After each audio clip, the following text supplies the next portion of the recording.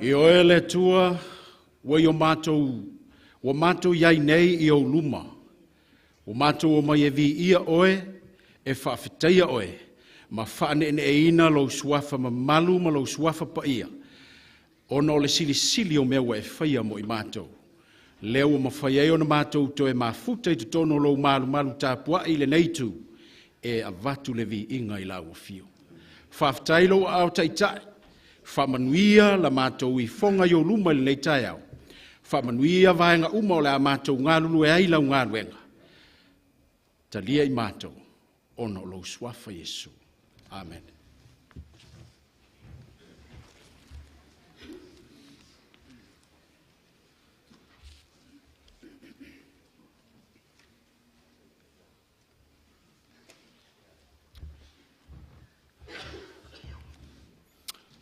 Te walau atu I le whailautuse le kālesia, tu lai mai nisi o I ngā whono le komitu mau whaamule mole.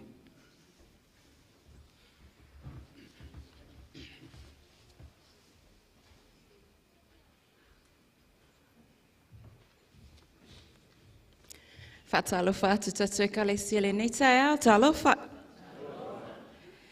O se tasile nei o ngā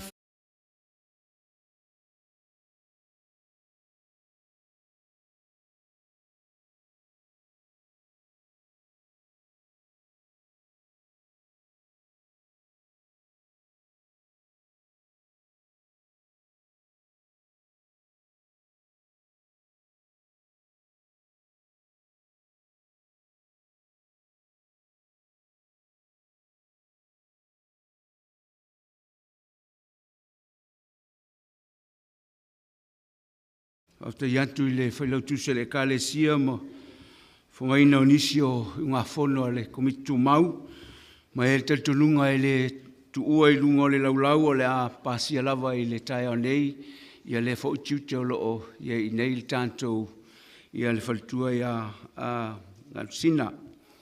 Whatu mai lafo ina ia tariaina, whaftai tere lava si tia mai o tau au, taumutau, whaftai. E whaelo antu le tātou e kālesia, ma ea le tātou tāpua inga, ma le tātou Sauniga, I ona whaamuli mai leo le tātou e kālesia, le aise tātou e wai, ia mo le silfia le tātou e kālesia o nisi vaenga, o le tātou ngā luenga mo le anga I antu I luma, ia mesifo I leo o utou silfia, ia vaenga uma ua a whea le e kālesia. O te fia whaitauina I al Salamoe a whāsul mare lua. O le autu o le nei salamo nau na watu I le malu malu. Le antu wae e whapei o na nau o le ailai waitafe. O lo whapea o na nau o lo uanganga I a te oe. Ua fia inu lo uanganga I le antua. O le atua soifua, o a whea ea o te alu antuai ia o loa ai I luma o le atua. Vi ia le atua, upu matango fia le whaisalamo, whai mai le tala le whaisalamo ua pei o le aila. O le aila o se manu e nau, ma fia inu e se ili le vai. Leua tale noa ai le whaisalamo. E taritonu e whapenala ngona le kālesia mo na tangata le nei sāpati. Ua pei tātou o le aila. Ua tātou o mai tātou te nau I le atua. Si o tātou whalongo ma tātou mafuta ma le atua. I to tonu o lona malu le nei sāpati. Awa o le autura o le nei salamo. Nau na watu le malu o le tua. Ia vi ia le tua le nei tae ao, ma tātou whaaftaia lo na alofa ma lo na ngalelei. I lana taitainga, wha le soifua le nuu, ma le ainga o le tua e a fua mai le au na le tua ma le ainga. Se i o lava si toi tangata o le kālesia. E ui lava ua, Iei langona ina ua whea le kālesia O waiai au pongisai lunga o le kalesia. Ona o le malanga sa wal maliu maleoti. E ele te lunga tantou te le whaititi aile ave o le vi inga il tantou tua. Wa le tua lava ia e masani lau tau whafonga ma le whalongo. O le tua na ia au maia, o le tua foina te toe vatu. E le aise e whailoto iai. Wa o le tua e ona i tantou. O le tua na whaia i tantou. E ui lava leo o mai. O la ngona. Tantou te le mana o mia. Ala so i fuanga ama le o langa lea. O le tantou i unga lea. Tantou te tangi ma whitangisi. Malingi o tantou loi mata. Langa i te tau o na malingi ma tantou whitangisi. Ma fua i sea. Ma whitanga o menei. Whanau. Ma matua. I te tonu a inga ma pele sa pele. Ia i tantou e le ngata. I whalitua ia mele. Ia mele mafi pule.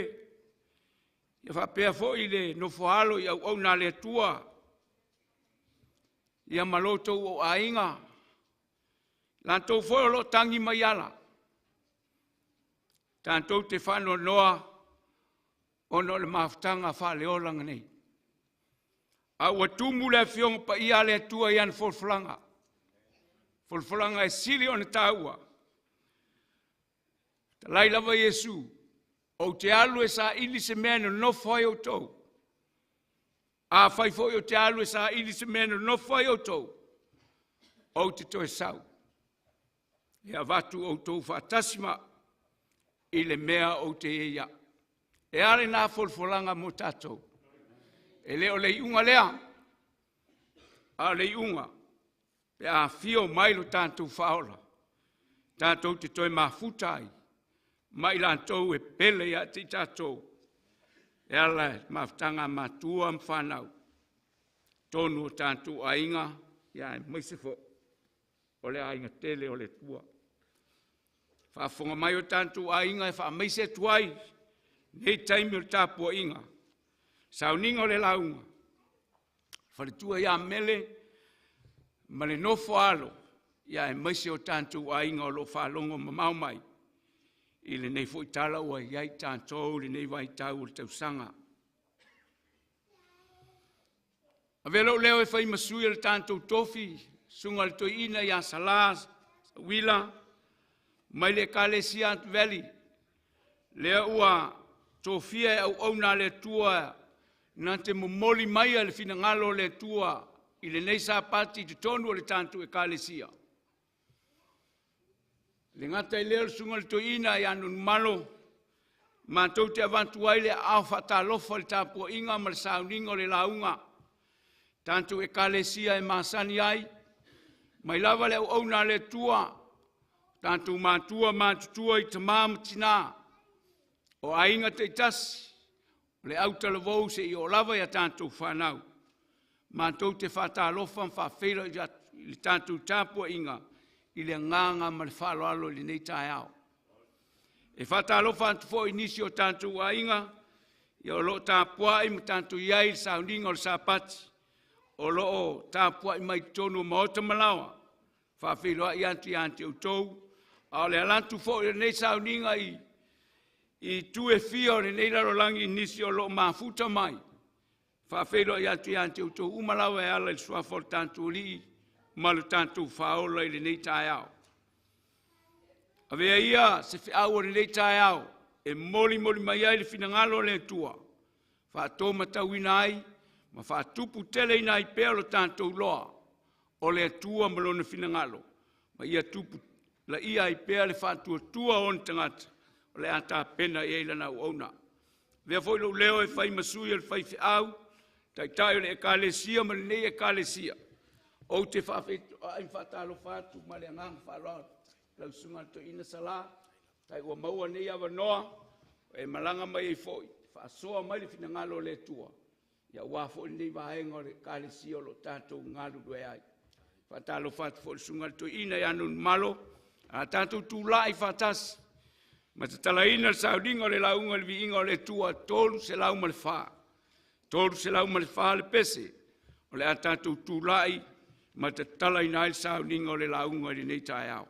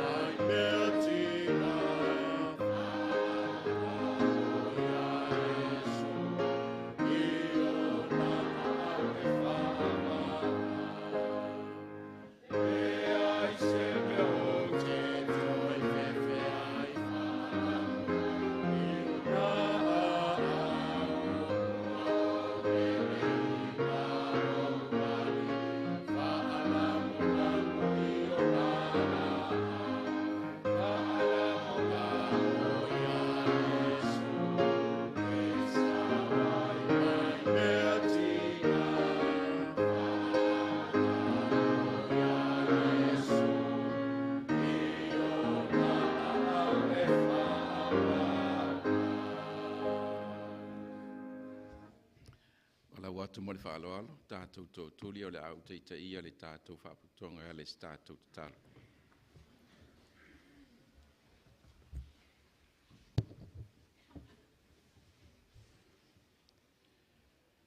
No mātou tamai o le langi, ia pa ia lo suafa. Ia vi ia lava oilo mātou o tua e whaavavau lava. I via e lava o mātou loto I lau o fio lo mātou o tua I nei tae au. A wau o mātou o mailo o malu I le anganga fia. Ma le anganga whawhetai mātou te momoli atu. E ala ia mātou tāpua inga I lumo lau o fio malo nofo ali. E pa ia, e ma malu ma silisiri esi. Whawhetai le tua I nei tae au. Mātou maua le nei mawhitanga tō while mui lalo I fōlo malu. Ina ue au maia le soifua lau le lei o lo nuu malau whanau. A wāsa whia ngai matiu te le nā vai aso. E tele whainga tā ma whawhita uli sa whitaia ina mai mātou uma tei tō tas. Ai whawhitai le tua. Ua mātou moli mauina le nei tae au. Le lofo lau o fio. E ui lava o ni tala whanonoa le tua. Ua whea I foi le nei vaenga o lau ngā luenga o no le maliu maleoti. Ai whawhitai e te o mai alo file mu. E pu le ai o mātou loto ma te ina atua I o mātou mawhau whau. Ua na o oe lava mātou te mapu ai ma file mu ai. Whawhitai le tua. O lo wa au wha malo lo pe a fia lo nu malau wha nau I wha mai. E te apa mai ma lavea ina I mātou umalawa. Whawhitai li tamau ainga. O mea sa e fo ai mai sa tausia I mātou le nei vai aso. Whawhitai tele le atua. Whawhitai au o fionga pa ia. Tu ina mai mātou te whaitau sa ili ai. Tāpina ina I o mātou tangata. Molo toi e fio mai. Whawhitai le tua I mawhutanga I te tono o mātou ainga. E tui lava o mātou wola I se vai teimi whainga tāo le nei soifuanga. Ai whaafitai o loo mātou moli mawina. O loo iai le alofa ma le ao tai o lau fiu. Mātou te whaafitai o no tiute ma whaiva ua I te tofia I mātou. Sa e fua I maile malosi sa ma whai ai. O na mātou whaatau nuina o mātou tiute I lea aso ma le aso. Mātou whaafitaia le tua ona o mawhutanga I te tono o mātou ainga. E uia iei teimi I tau mawhaile fili e le petia ai. Ai whaafitai lo file mu. E mawhai o na mātou mau ai le oli ma le fia. Mai a te oe lo mātou o tua. Whaafitai iai Jesu Keriso lo mātou o li. Ma lo mātou whaola. O le taulanga tongi ola na e Sauniga le whaolatanga. Mo I mātou uma o lau whanau. Le tua le mātou tāl sanga li nei tai au. Iui lava ina ua whea fo ili nei vaenga o lau whanau ona o le maliu maleoti. Mātou te si tia whaatasi atu lava. Le tina ia mele. Le whanau. Ai maise o ainga. Ona o mafutanga. Ua motu sia. Male atali. Talo masi tia whaapito atu I la tau I ua au. Se ia lofa ma wha mawhanawhana ina lau fiu. Ele ngate I la tau a si o mātou ainga tele le tua. O mātou langona ia. Pe a o mai tu langa whaingata. Mātou te tu ina atu I mātou uma taito tasi. Ia te oe whaamone mole. Talo mo mele. O loo iai o ia le whalemai. Ona o mawhitianga I whamai o afia. Se ia lofa ma pai atu lo wa au whamalo lo. Ele ngata I lea o nisi o lau whanau. O lo whaata o tolia. Tono ainga. Tono o whalemai. Whamole mole mātou te talo matu ina atu I lātou. Se ia lofa ma pai atu lo wa au whamalo lo. Talo mole tāpua inga lo nuuli nei tai au. Ele ngata I nei malu. Ai so o se vaenga o malu lo talai ma ulu fale lo nu. Te talo sei e whaamanuia. Talo matu ina atu lau o onele nei tai au e filfilia. O le aala mai e lo fina ngalo. Sei e whaamanuia e le saunudinga lau o onu. O la mātou tāpua inga le nei tai au. Ia tu ina whaatasi atu mo mātou loto I a te oe. O ani whaingata mani tinga. Au mai alo file mule tua. E mātou te avatu ai le vi inga I a te oe. Lo mātou o tua, whaamone mole. Sei e whaamangalo le nei tāpua inga. Ua mātou o mai lumo lau o fio mātou lava o tangata le ato o toa. Le tua e lo mātou tama. Se I e lofa ma whaamangalo I mātou. Whaamaina I mātou. Ai avatu le mātou taulanga whaatasi mo mātou loto. Ia vi ia ai oe lo mātou o tua. O le tatalo lea ili nei tai au. Whaafetai tele lava I lo o lofa mai. O Jesu Keriso o mātou wala awa toi nei. Amen.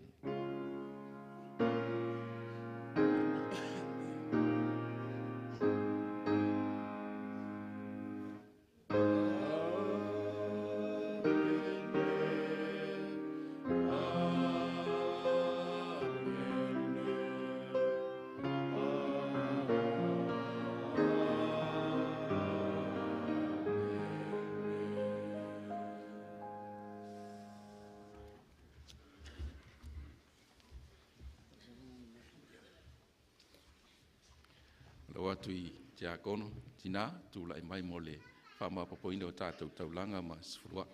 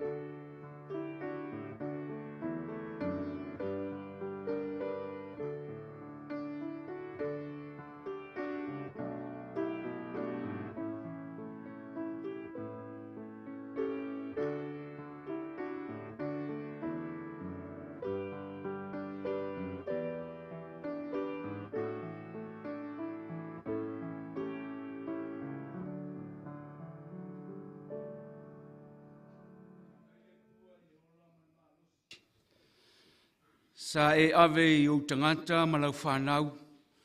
Nā vai aso sa mātou. Mauai whaamnianga e mai lau whio e ala I tupe maso se mea lava.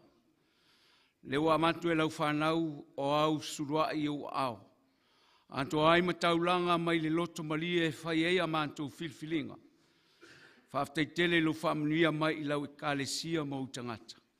Whaamnia fo I taulanga I lantou o lo o momoli sa o atu I tūlanga I momoli atuai I le teutupe I e iai le anga le leo lau whio. Whaaftai lo whaafafonga mai o no o Yesu. Amen.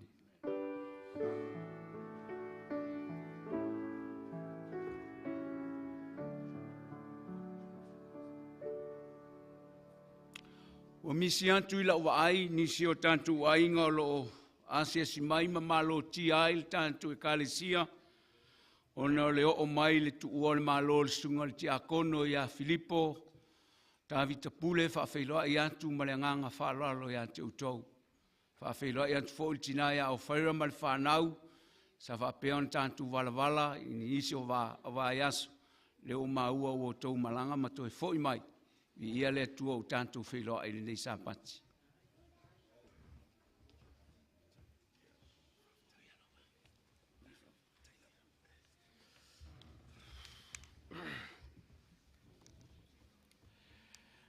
E le manatu o le a le toe. O lava I tūlanga leo a maea o na ngārulu iai I a sunga I to ina o lo o mātou I lunga nei le fata le atua. Pe o na whaafeilo iai lo tau mamalu, whaapelo tangata, whatau wā.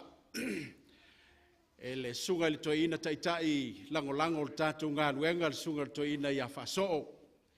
Mai tal tonu ua longo malie ma longo lei lau tau whaafonga anga a o whaa. Talo whaatu ma whaafeilo I atu lana au na toina. I loutou susu mai ma loutou mafta mai I le tātou tapu inga I ona luma I le neisa apati. Ia mai whaaftai ai ia le sunga toina ia whaasoo mo le whaafeilo inga. Wai uia ina ua tātou masani le whewaa ia I nisi o taimi ma le toa tele o tātou. Ai ole mea moni, e le whaingofie le taimi e te tua I luma, e momoli le wheau le tua, pe a whai e le ia te oele nganga o le tua, whaftai mo le whawhelo inga, ua pai mai ai le mawhanawhana, o le nganga pa ia o le tua I lo tangata, ia e maua I ale lo tutele, ma le toa e tuai, e momoli atu, ma whaasoa, ma whaaleo atu se wheau, ua au mai e le tua, e whaamalo si ai I tātou umalava I le nei fo I sa pati. E le ngata I lea u te fia whaaftaia fo ia le uso atoe ina, ia anonu malo lo mātou to tolu atu I luma nei, o na o talo sanga mo lia, sa si itia ma whata ina atu ai, le maftanga whaaleanganga le ainga o le tua, e pei ona au tau ifo ma tātou puno nou ai ona luma. Tātou te whatangi si ai, le fisosoani le nganga pa ia o le atua. A o tātou wifo atu ia te ia. Ma tātou whaanono manu. I lo tātou matai sili o lo soifua ma whaafafonga mai pēa I le langi.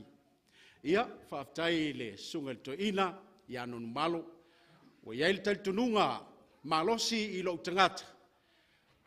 O le mana lea o tālo sanga lea sasi tia ai le tātou maftanga le tai au. Lea ua atili e o na langona. Le mawhanawhana o le Failauga I le nei tai au. Ia, e ei le nganga o le whaamalo, pe ano whaatu te le toe alo ina le o ngā sami leo whaafeilo inga, ua maea, talo sanga, ua maea. Ai o le nganga o le fia whaamalo ma le whaaftai, I le au whainga luenga le tua na lātou whaia nei fuafuanga o mwhaeo na utau sirsila mai ma o tu atu, I taimi o tātou tāpo inga, whaftai le au whainga ruenga le tua. Whaftai lau tau ngā ruenga, lau au sina mātua mātutua o le kālesia, mā lo lava le whaitatalo, mā lo le ono sai, mā lo le wha mālolosi, mā lo le wha toa, vi ia le tua. Awa iai le talitonunga ana le se anoa lau tau whaitatalo. Ai longa fōlinga ia iai ngā ruenga le tua. Au au tau tāro sanga, Le malolo I le aso I mauta malawa. O te talitonu ma o mautinoa. O lo fiso swani tele lava na I le se ele lei o le sa o le ngā ruenga le atua. I le tovina nei I Wellington e Samoa I porua nei. Ia o le vi ingala e fo I lava I le atua. Uia I lea. Whamali atu tātou auso. Ona o lea ua. Langona le leo I rama. Talo whae I le auso I porurua po Wellington e Samoa nei. O lea ua. Haafia ma manua la tātou auso. Ia ona o se tasi foi.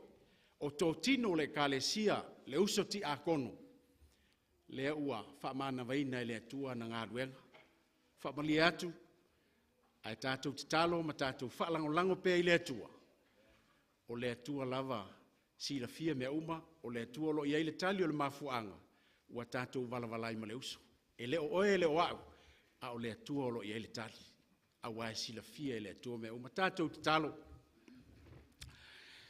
Whaftai le atua I le nei awa noa wai au maia mo I mātou te toe tāpua I atuai.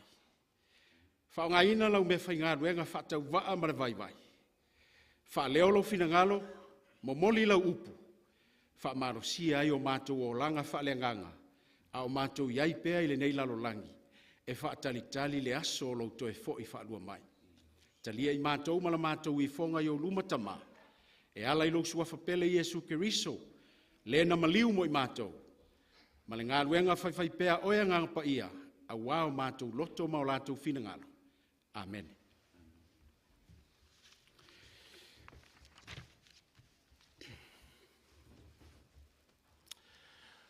Wawe, whaale masani lei mene yo teknolosi, technology ia ai e whata I tai ai whai ale lei. O leo I lunga o le tātou lau papa pe o nautou sila mai. Ia se manatu e wha au tū, ma au iai le whi au mo I tātou I le leisa pati. Ai le se eloa se wha mtalanga ma mamoli whi au le atua, wa uto e manatua lava wha aftai le anganga pa ia. A tonu o le maua o lo iai ia nisi o lo mawhai o na tāpua I mai maota malawa, ia po nisi fo I tu o le lalolangi. O lo mawhai o na lātou mai moa ina ai la tātou Sauniga I le nei vaenga o le sāpati o le atua, whatalo whātu I lautou mamalu, ia manuia lautou tāpua inga, ia iai le anganga o le atua a autou whaafonga mai, I so sei tū lava o lo autou iai le nei tuaso, a o tātou tāpua I whaatasi mai mātou, I lunga o le nei awala, ua whaonga ina e whaasala lau atu ai a tātou whisota inga, ia whamanuia le atua. Au tūle nā whi au mo I tātou le lei sāpati, e sili o ia ua ia I tātou, I lo le oi le lalolangi. Greater is he who is with us than the one in the world. E sili lava o ia. O ai ia. E sili le atua, e sili Yesu, e sili le anganga pa ia lea ua ia te outou mai tātou. Nai lo ia lea I le lalolangi po o le ti Apollo. Manino a fionga le tua. E le ai lava se tasi e tutusa maia. E le ai lava se tasi e whaatusa iai le sili ese o ia lea ua ia I tātou. Mai pe a whai o nai a te oe le anganga o le atua. A whai o nai a te oe lo wali whaola o Iesu Keriso. A whai o lei a te I tātou tono maota malawa ma tātou whale tāpua I nei le atua le tamā. O te whape atu, e sili o ia, I lo le fili lai fafu. E sili o ia, nai lo le ti Apollo la o lo whaatalitali mai ala. La o lo tā pena nisi awala, e whaavaivai ai oe ma whaavaivai ai tātou. I le teimi tātou te fōi atu ai. O na ngalo leo le whaau le atua le la tātou whaalongolongo mautou whaafonga iai. I ana ngā ruenga ia o le ata pena mo I tātou. Ai pe a whai e o le nātu langa ia te oe, I se taimi o le nei aso pe a e whai atu. O te au ngani atu le au whaafonga. O te talo sanga atu le mamalu o le tātou tāpua inga. Aua ne ingalo ia te oe. E sili o ia. Lea o ia te i tātou. Nai lo le ti a polo lai fafu. Nai lo le fili lai whaatalitali mai. Nai lo le li o le lalo langi lao lo sa ili au wala. Pe a e fo i atu. Pe a tātou wa. Tu ua le malu tāpua i o le tua.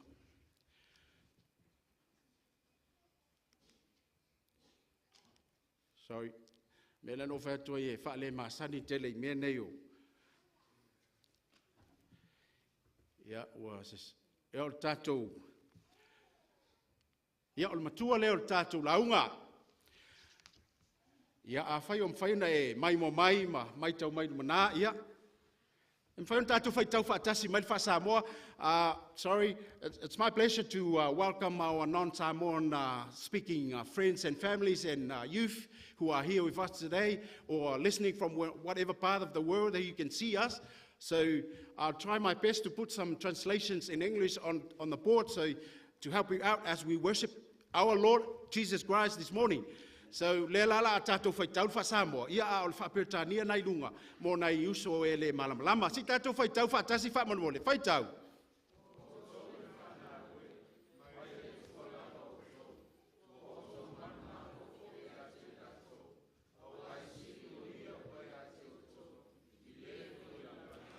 E sili o ia wa ia te i tātou, e sili o ia wa ia te outou, e sili o ia wa ia te au. Nai lo ai, nai lo le oi le lalolangi. Tau sila fia le kalesia ma le whapotonga ma le au fia.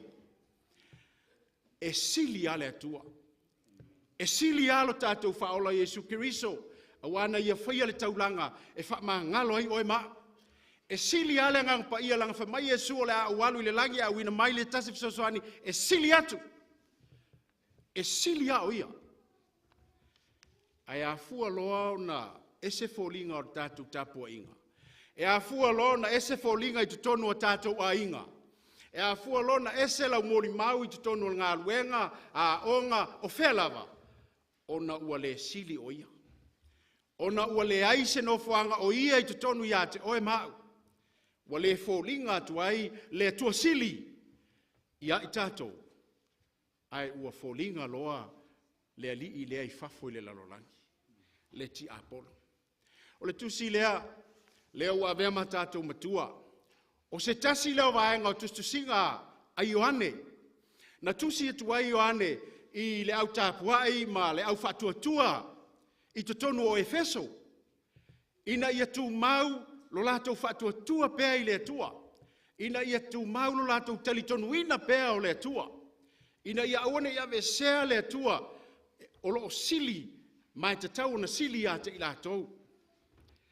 Leana ia tusi e tuai, i tusi e Ioane na tusia, o se vaenga ia o ana whaamtalanga, o se vaenga ia o ana whaamalosi. Na ia whaamalosi e tuai i tangata i tutonu o Efeso. Suesu e ngā nisi whapea o Efeso i tutonu o se vaenga o lea tunu lea o take, ia po Turkey. O ina lea ia tangata ia sa tusi ia Ioane. I se vaenga o ana tusi e tolu le Ioane mo mua ma lua ma tolu. Lea la ua filifilia le sofai taulea. E le ngata na whaamalosi ai Ioane i tangata whatuatua, i tangata talitonu na tonu o Efeso, i tangata na lātou moli mawina le alofa o le tua. Ai o te talitonu, o le tusi lava lea le tua, ia oe ma. O le tusi lava lea le tua mo i tātou, Wellington e Samoa, e sili o ia ua ia te outou, nei lo ia lai fafu. Salā, e sili lea tua lea, leo lo tau mawhai mai pē ia te oe, nai lo le ti apolo lai whaatali mai fafu. E ei taimi, e matua ngalo ia i tātou lea tua, au lo matua ngalue al ti apolo, e so na whai tātou, ma whaavai vai tātou, ma taua ua i lava ina le aiso tātou wha moe moe. Ma taua ua i lava ina matua lei lo atu lo tātou mauti noa ma lo tātou tentonunga o le atua. Ai, whaftai i le atua, e le o tu ua lava e le atua i tātou ina ia tātou vai ma tātou whanua tuai i whaingaleanga le li o lolang. Le lava lo au mai e le atua na fionga pe o nei sa whaitau nei tai au e sili o ia. A whai e se taimi e te ilo ai o matualu ngā malalo te tonu o lo a inga le lua maftanga wha le urunga lii. Le maftanga fo ia le a inga o le atua. I so se i tū lava ma so se vaenga. A whai e o se taimi ua tātou wa aia ua tua lai i whainga le li o lalangi. Le au soe ma le a inga o le atua o te wha manatu. Manatua lea soa whaitau. E sili o ia. A whai e sili o ia. Ai se a tātou te le au mai ai o ia. Tātou te toa lua. Ina ia mawhai o na tātou te e atu. I le li o le larolangi ma na whainga. Se tātou whaitau le maurona lua. Whai mai ia loto noa ia ta. Mātou e vave a mana o mi ale vave. Lea lala utau mawhai e whaasawa atu le aru atu. Ia, ina ia, maua le mana onga le au mai a. Nei te ua momoe a aru atu arwhe au ai leo toe ulu i seisi rwhe au a. Ai mānaia, le la utau mawhai e toa loto noa watali mana onga. Maulona lua se whaitau mani whaasawa moa wha mole. Whaitau.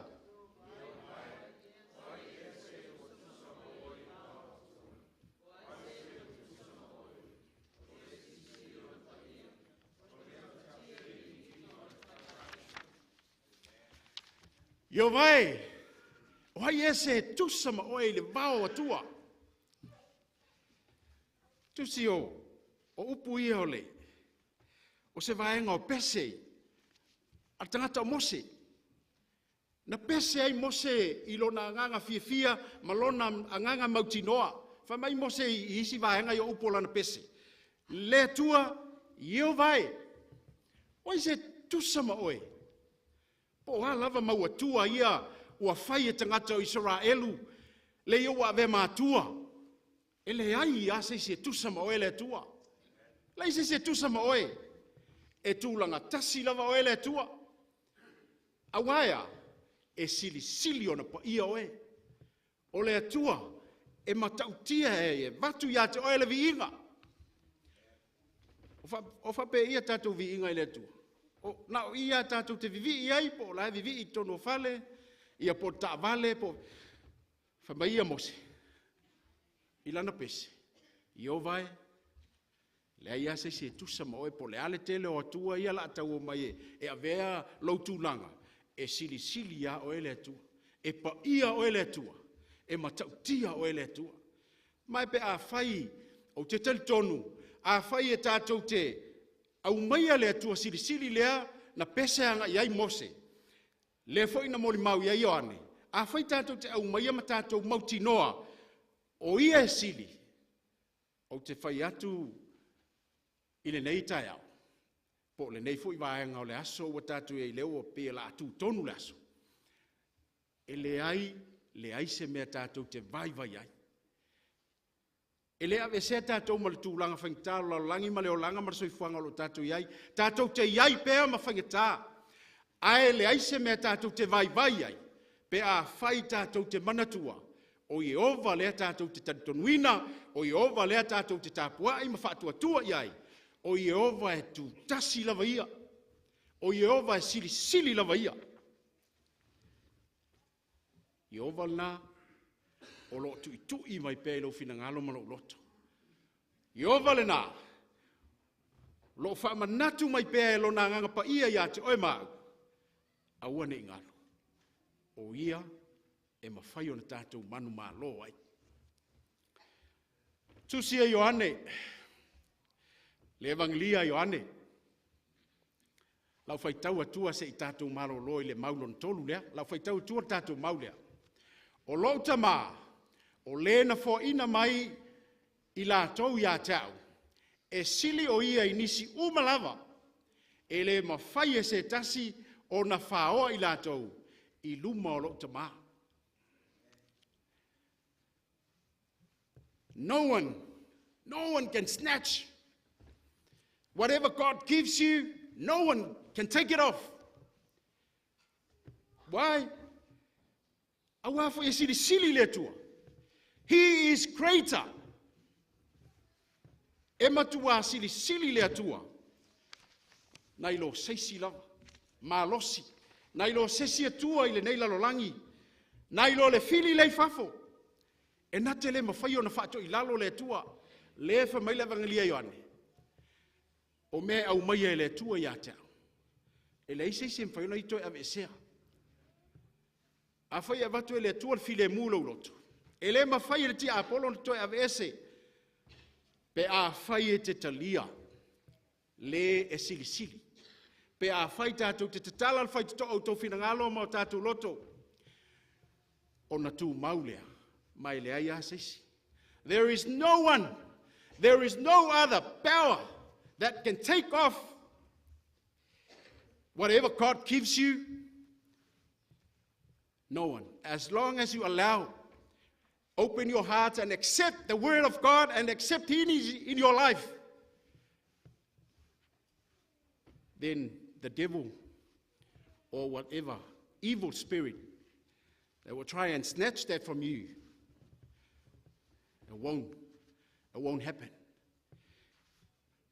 Because there's no other power can match the power of God. E le ai sei sia malosi, e mawhai o nei e whaftawia, le malosi o le tua lefa mai whamtalanga tuspa ia. E sili o ia, e matautia o ia, e mamalu, e pa ia. A whai e moi, a whai la whai on tātou talia ina. E le mawhai, ona ave seina le ti Apollo. Mai pe a whai tātou te talia. E uia ina whesaua ina I whaingatā, ma whita leo langa lea tātou te iai. O na o tiu te mawhaiwa o ngā ruenga ma le tātou au nanga I lea tua. I oe mai, e tātou te iai lava, ai le mawhai au na mamuru o tātou whaatua tua. Pe a tātou talia o ia. Pe a tātou mautinoa o lea tua e sili lava o ia. Tu se le manglio mātai o. Lau whai tawina mo I tātou. O te whai atu fōi a te outou, o I nei le ua sili I le malu. Lau wharasaio, wala tau whamasino ina Yesu. Whai atu lau wharasaio ia Yesu. Yesu, se wa ai o so, na o atu tau mai, fuola au mala tau whaonga ina ai e sapati. Ona tali lo leo Yesu I le au wharasaio. Ia, whaalongo mai o tau lau wharasaio. O tā vita. Na alu fo I tā vita au mai mea ai e nao. A mai mea ai te tonu po o a reto te tonu o manu. E nao le au whaitau langa lava te tau na ai ai. Na au mai e tā vita ai ai matangata na lātou whaatasi ina ufia ai le sapati. E rei whaasalaina. Ona te whatu le Yesu, le au wharasaio. O le au whaitau langa fo I o lo lātou whaia I a ngā ruenga ma tiu te tonu o manu. O lo iai foi me leo ato tona lātou whaatinuina. Ai leo tau langa ina lava I lātou ma whaasalaina ai. Whai mai lo leo Yesu, e sili o ia, nai lo le manu. E sili Yesu, la leo ngal manu nei pe a whai leo ia Yesu. Mai mau.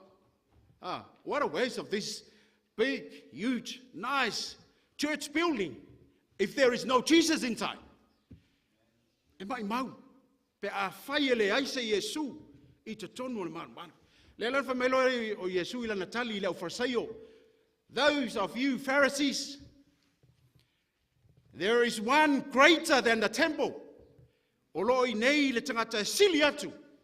I lo le manu. E te le saula I e te tapua I le manu. E te sau I nei, e te tapua I le atua sili amene. Tātou o mai tātou te tapua I le atua. Ona e sili lava ia.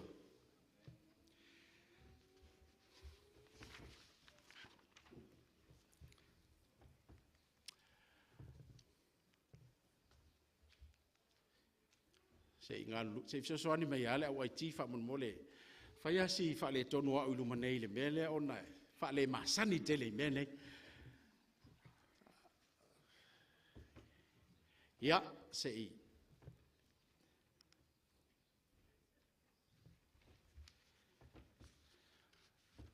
Ia.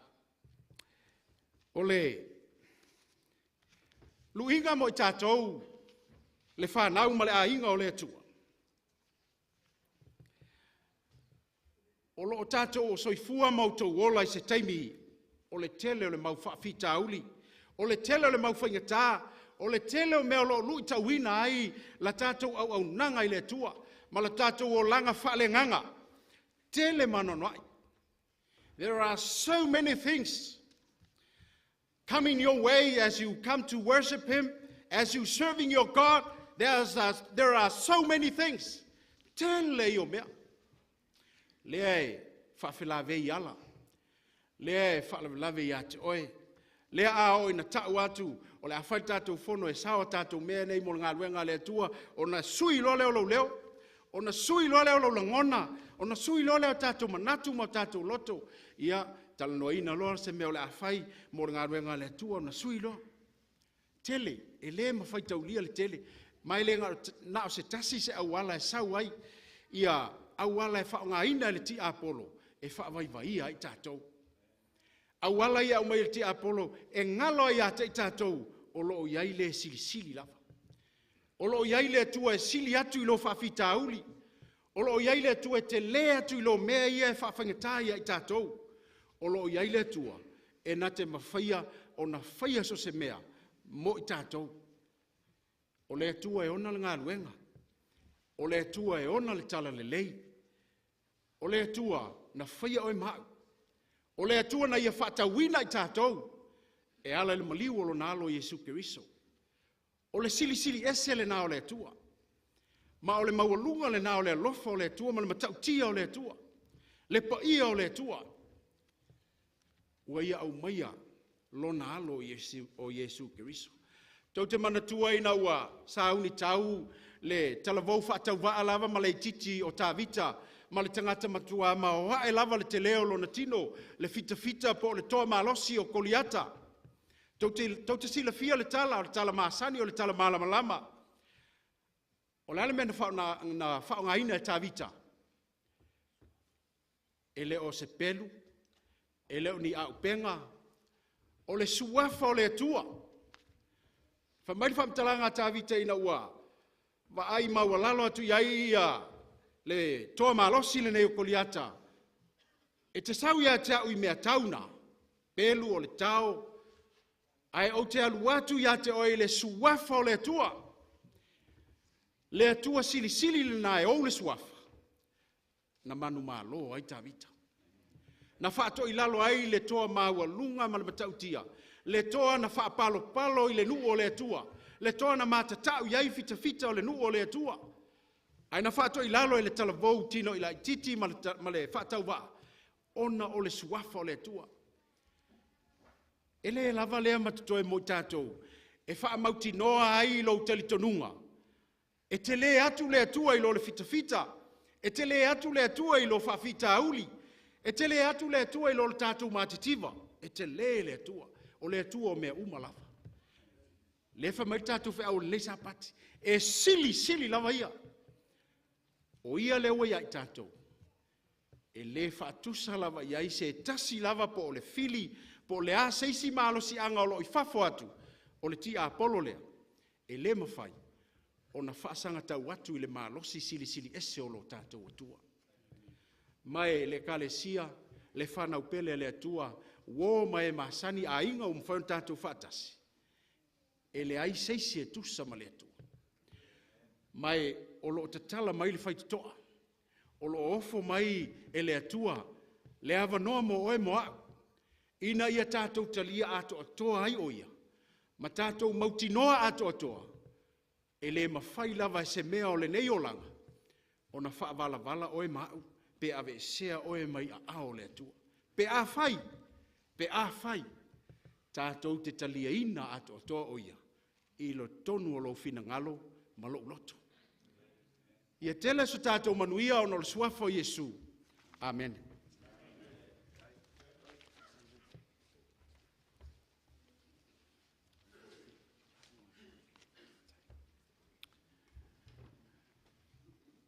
e se taimi ona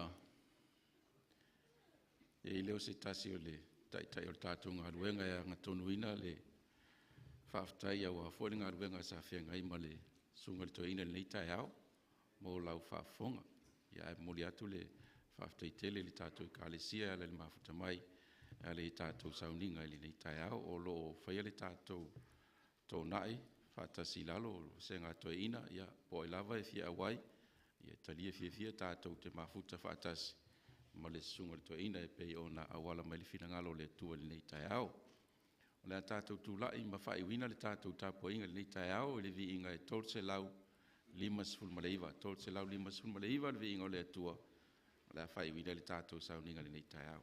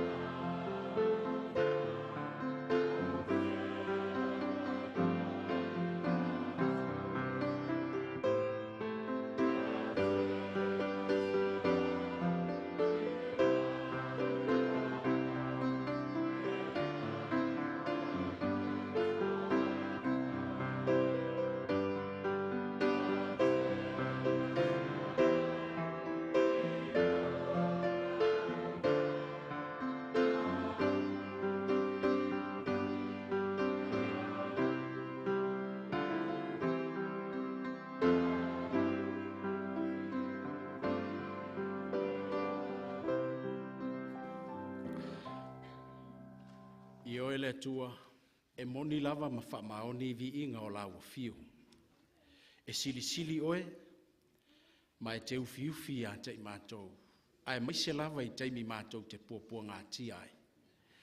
Whaftai mo lau fe au, whaftai mo au a fionga pa ia na mātou whaalongo i ai. Aore te talo le tua, whamole anganga pa ia. Se i e moli o oina i le taele o lātou fina ngalo ma o mātou loto. Ia le nei fe au mai lau a fionga pa ia. Ina ia sanga wha malo sia ma sanga tā mau ina ailo mātou whatuatua. E whaatalitali atu pea. I le aso e te toi fo i whanua mai ai. Whamanuia le nei au fia amata mai lau au sina o lau i kale sia i mātutua. Tai o lau ngā ruenga mauna fisosoani. No whaatofi ese o lau ngā ruenga i Wellington e Samoan nei le atua. Whamole tama se e whamanuia ma e whaatu mawina i lātou ma la lātou au nanga i ate oe. A whai e se vaenga o lau fionga le atua le nei sapati. Ua le ato atoa o na whaasoina e lau au na vai. E o lenga i lau fio whamole. Fesoa soani. Moli e loa nganga i ate i lātou. Ai ave se ina le tangata whaatau waa. Whamangalo mai i se le ato atoa le au nanga mo oe le nei sapati tama. Tātou malau fio le tu ua o lo malu ma le fo i atu i maota malawa ma fuafuanga o lo tatoi o le nei sapati. Ia au pēa lo nganga mai mātou. E manuia ai mea umalava o le a mātou whenga iai. Talia mai ala mātou i fonga ta mā ua ole mavala au atu ai. I lou lava sua whapele Jesu Keriso. Amen.